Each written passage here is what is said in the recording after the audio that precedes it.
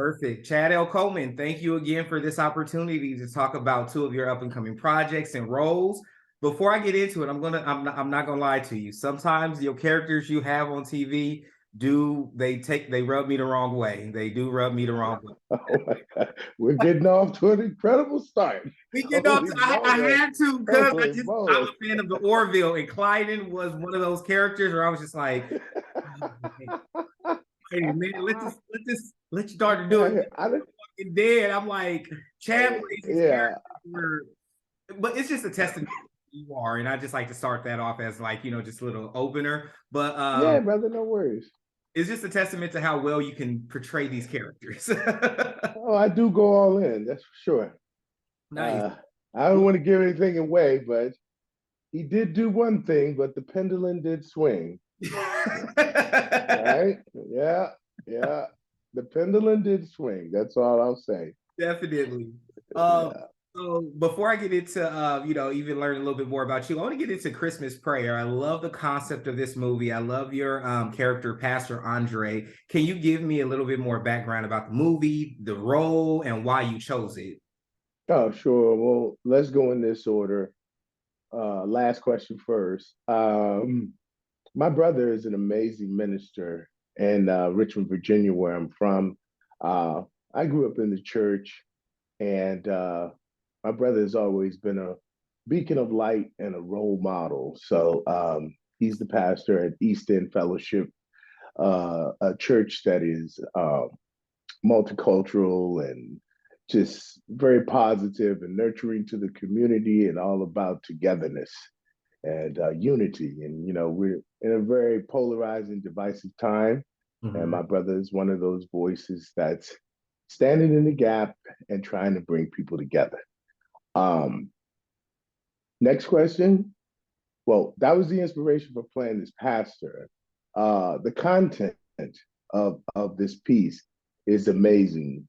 Not to say anything disparaging about other Christmas movies, but sometimes they can be a little fluff pastry-ish, you know, not a not a lot of substance. So this is a very real, very real movie.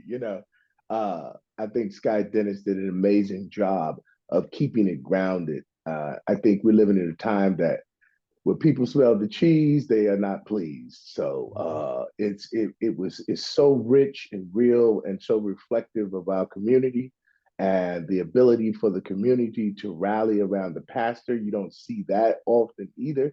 The pastor is in crisis, and you only know by the fruit that you bear. So I need my people Yeah. to show up, and but it's very very real.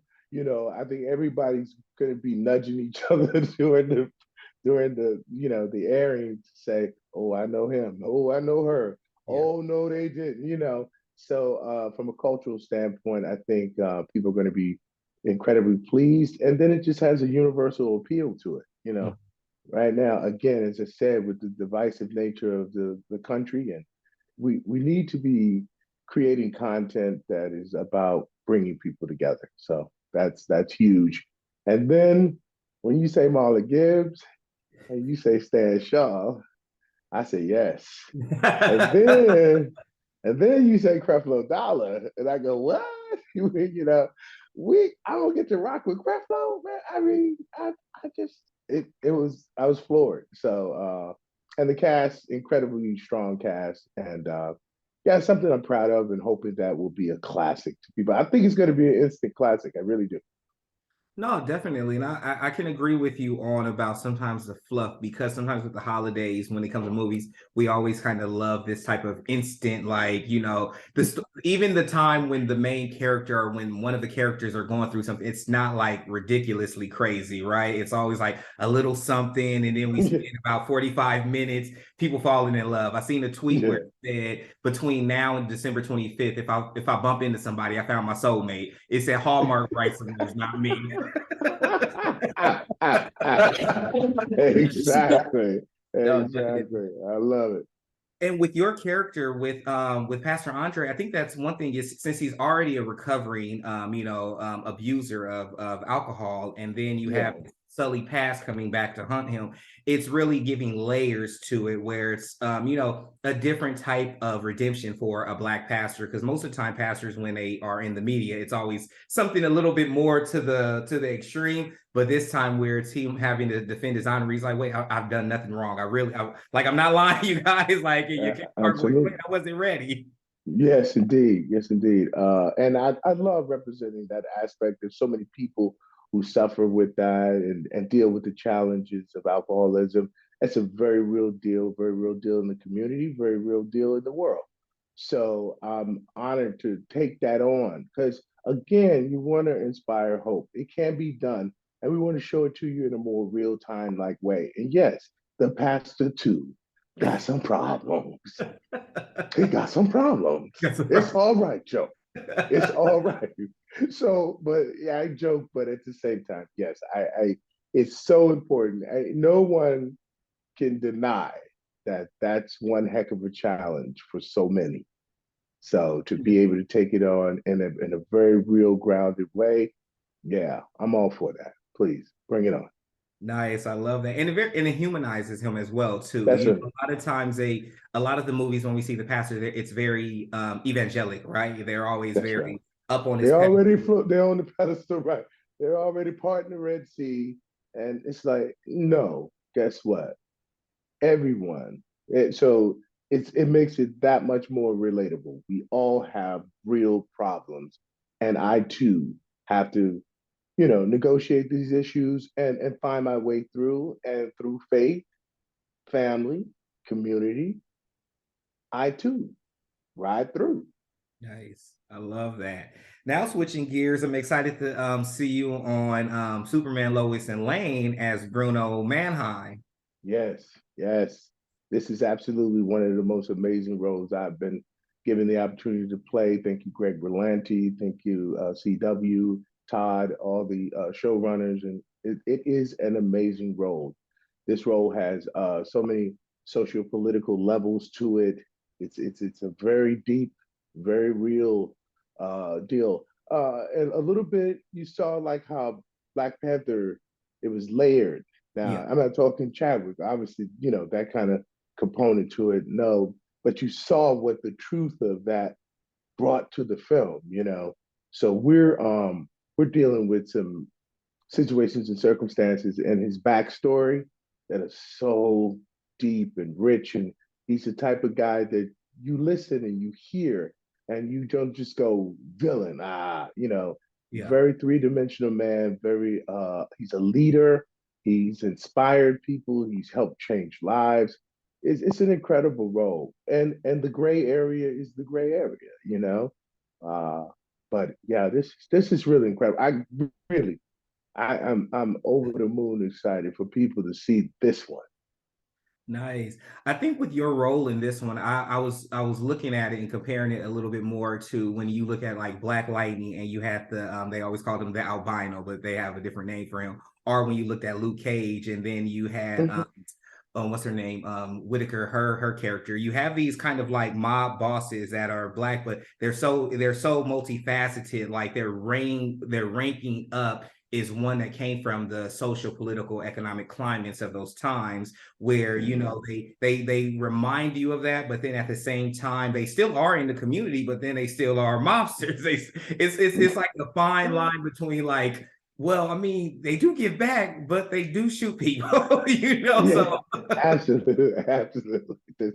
There's a certain ambiguity there, which nice. is which is what I find compelling often, because you can't quite peg it all, or the experience you just had is what the audience is going throughout the series, which is exciting, which keeps you on your toes. You may find yourself crying for that person in one moment, and the next moment repelled. I just think that's entertainment to me. Definitely. And to get into these roles, you always hear that the actor, as yourself, has to empathize with the character, right? How do you Mhm. empathize with Bruno without judging, but really saying, I can feel why he's this way and what he's been through and why he's unapologetic in his pursuit? To be honest with you, I think the writing it's just very sound, clear, crisp writing. And we can point to any number of people in our society that are like that. Leaders, most leaders are conflicted, you know. Most leaders have way more than that one side that they're presenting. Most of them. There's very few. I think Barack is probably one that did an incredible job of who I say I am. You, who I am is what you see, Yeah. and there's no, there's no affairs. There's no backdoor deals. None of that's going on. But most politicians and most leaders are facing those kinds of challenges, and I think it's an interesting exploration into morality and the type of world we're living in, and why people make the choices that they make. So to explore that uh, with all these different aspects, it's very rich, and very compelling, because you can't just pin it down, you know. Out of all the roles you've done, and I know you said this is like one of the most exciting for you, was there any challenges trying to get into the mindset of this person, or were there any parts that you had to like, dig deeper into make this person come to life for you? Not really, because I've been in the biz for quite some time, and I do have a solid skill set. So, You are and seasoned. I do, I take my work incredibly serious, and no, nothing's gonna stop me. No, but the collaboration, with the showrunners, the writers, the directors, I'm always open to that. And I would say more than anything was to really just sit in the power. Nice. Just sit in the power. Yeah, you got it. You are. Just sit in that. Nice. And I was dealing with that with Fred Johnson too on the Expanse, you know, because it's a whole different, it's just a whole different nuance to being that powerful. Mhm. The more powerful you are, the less you do. I like that. Yeah. And but yet you're there. You're not saying, all right, don't do too much. Don't do too, you're not saying that. You're absolutely saying, I am. And that's it.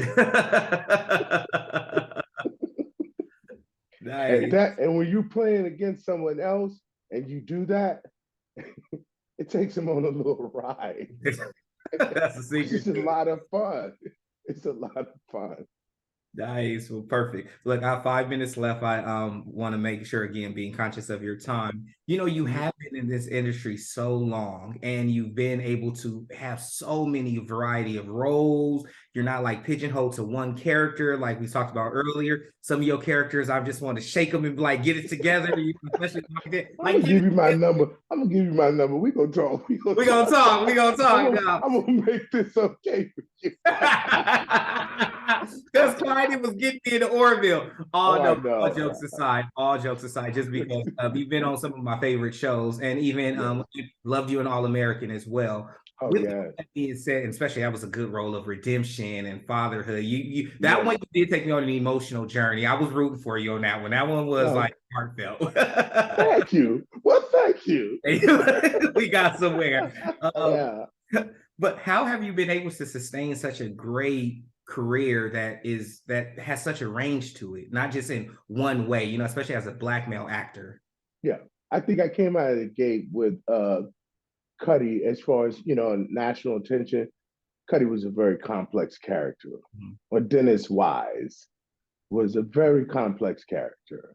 But the truth of the matter is, I came from the stage, and from point A, it wasn't about pimping your persona. It's about character. The play is the thing. Yeah. We're gonna do character study. You got to do your homework and develop your skills. So with that, that is what's really served me, because I'm talking straight, even in high school. In high school, I was learning technique. We were fortunate enough to have a teacher who had studied in New York and brought all that back to young kids. So we were learning technique that early.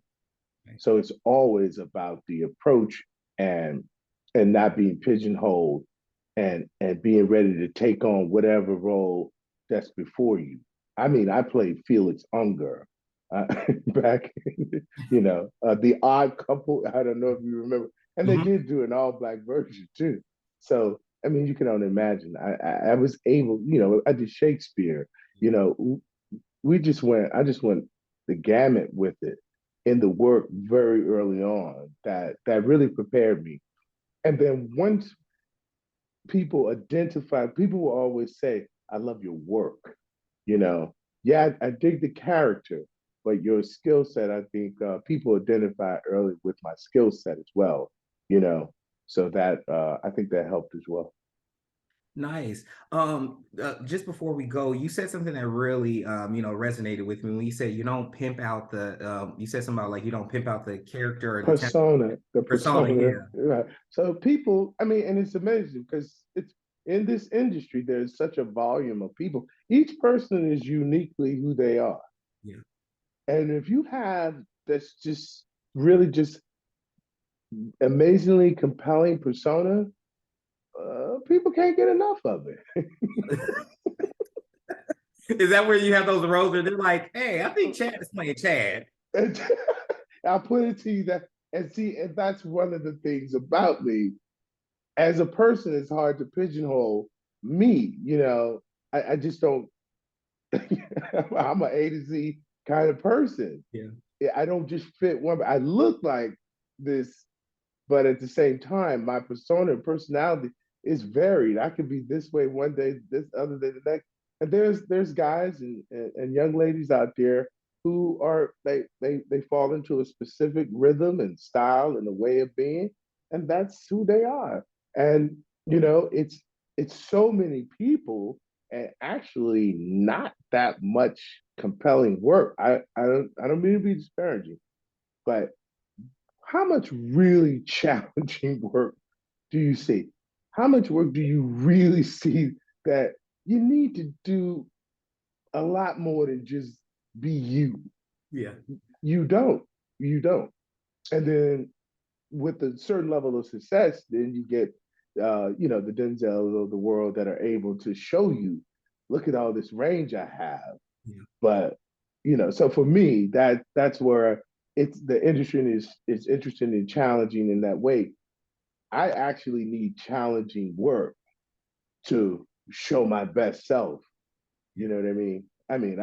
I'm as handsome as the next guy. I'm not I love saying that. I I'm not love saying look, I'll give you some love. I'll give you Give some give love. me some love. You gotta But give you know Chad what some I'm love. saying?